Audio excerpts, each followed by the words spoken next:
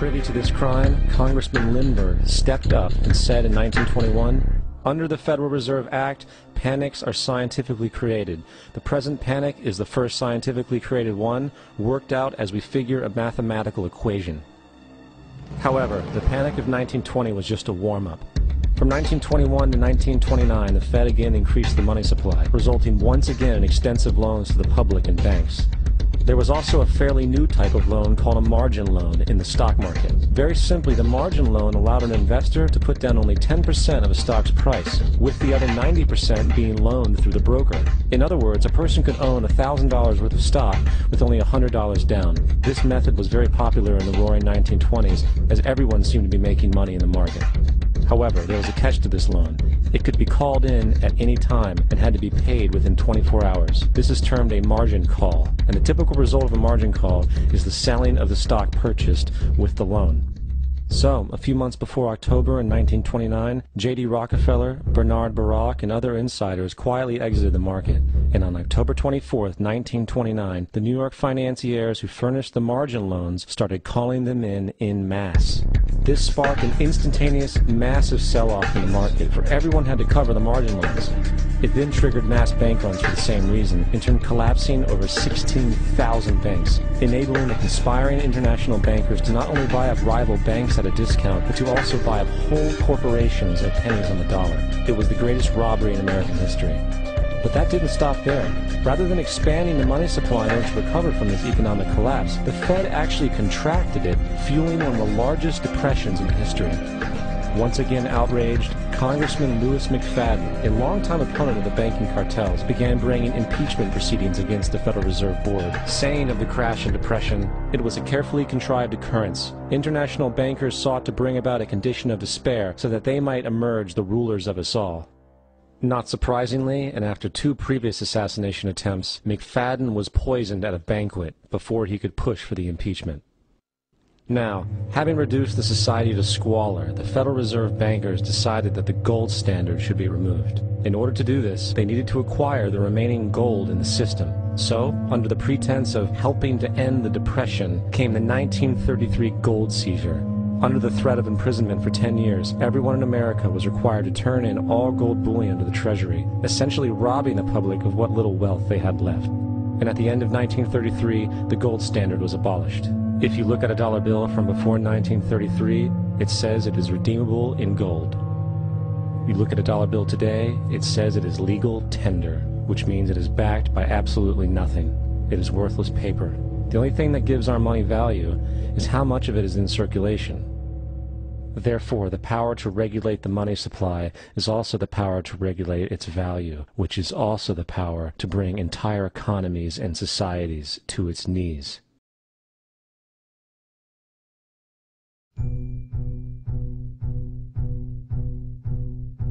It's important to clearly understand, the Federal Reserve is a private corporation. It is about as Federal Express.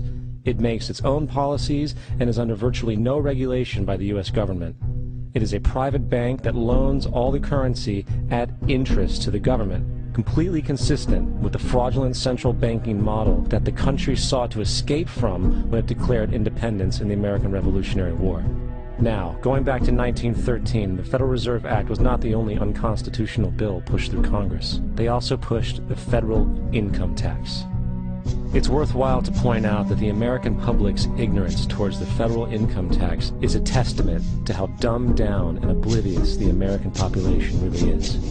First of all, the federal income tax is completely unconstitutional, as it is a direct, unapportioned tax. All direct taxes have to be apportioned to be legal based on the Constitution. Secondly, the required number of states in order to ratify the amendment to allow the income tax was never met, and this has even been cited in modern court cases.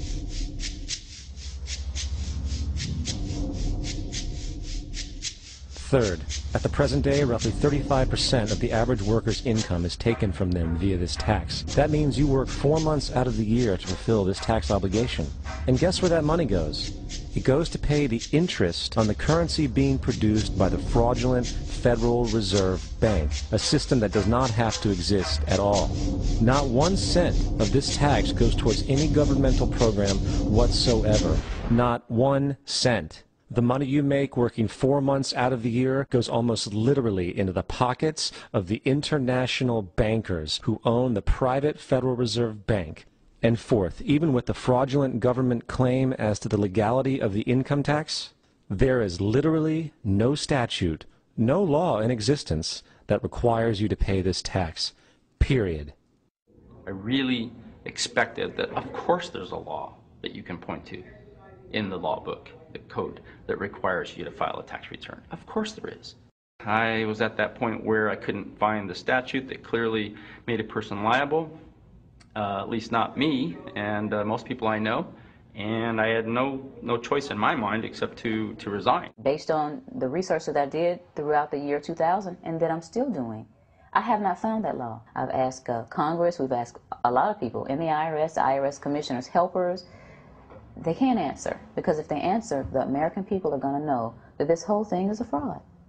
I haven't filed an federal income tax return since I left. I have not filed a tax return since 1999. The income tax is nothing less than the enslavement of the entire country. Now, the control of the economy and the perpetual robbery of wealth is only one side of the Rubik's Cube the bankers hold in their hands. The next tool for profit and control is war. Since the inception of the Federal Reserve in 1913, a number of large and small wars have commenced. The three most pronounced were World War I, World War II, and Vietnam. World War I. In 1914, European wars broke out centered around England and Germany. The American public wanted nothing to do with the war. In turn, President Woodrow Wilson publicly declared neutrality.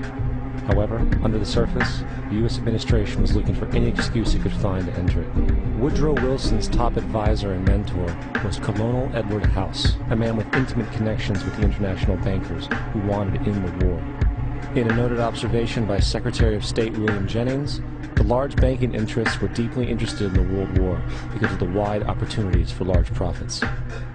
It's important to understand that the most lucrative thing that can happen for the international bankers is war, for it forces the country to borrow even more money from the Federal Reserve Bank at interest. In a documented conversation between Colonel House, Wilson's advisor, and Sir Edward Grey, the Foreign Secretary of England, regarding how to get America into the war, Grey inquired, "What will Americans do if Germans sink an ocean liner with American passengers on board?" House responded, "I believe that a flame of indignation would sweep the United States, and that by itself would be sufficient to carry us into war." So, on May 7, 1915, on essentially the suggestion of Sir Edward Grey, a ship called the Lusitania was deliberately sent into German-controlled waters, where German military vessels were known to be. And, as expected, German U-boats torpedoed the ship, exploding stored ammunition, sinking it in 18 minutes, killing 1,200 people. To further understand the deliberate nature of this setup, the German embassy actually put advertisements in the New York Times telling people that if they boarded the Lusitania, they did so at their own risk, as such a ship sailing from America to England through the war zone would be liable to destruction. In turn, and as anticipated, the sinking of the Lusitania caused a wave of anger among the American population, and America entered the war a short time after. The First World War caused 323,000 American deaths. J.D. Rockefeller made $200 million off of it. That's about $1.9 trillion by today's standards. Not to mention the war cost about $30 billion for America, most of which was borrowed from the Federal Reserve Bank at interest, furthering the profits of the international bankers. World War II. On December 7, 1941, Japan attacked the American fleet at Pearl Harbor, triggering our entry into that war. President Franklin D. Roosevelt declared the attack was a day that will live in infamy. A day of infamy indeed, but not because of the alleged surprise attack on Pearl Harbor. After 60 years of surfacing information, it is clear that not only was the attack on Pearl Harbor known weeks in advance, it was outright wanted and provoked.